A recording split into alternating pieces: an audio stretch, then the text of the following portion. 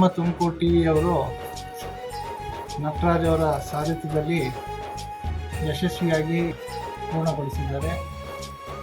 ಭಾಳ ನಿಷ್ಪಕ್ಷಪಾತವಾಗಿ ಮತ್ತು ಯಾವುದೇ ಒಂದು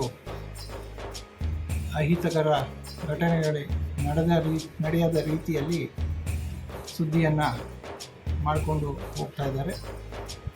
ಅವರ ಮತ್ತು ಅವರ ಎಲ್ಲ ತಂಡದವರಿಗೆ ನಾನು ಅವರಿಗೆ ಅಭಿನಂದನೆಗಳನ್ನು ಸಲ್ಲಿಸಲಿಕ್ಕೆ ಇಚ್ಛೆಪಡ್ತೇನೆ.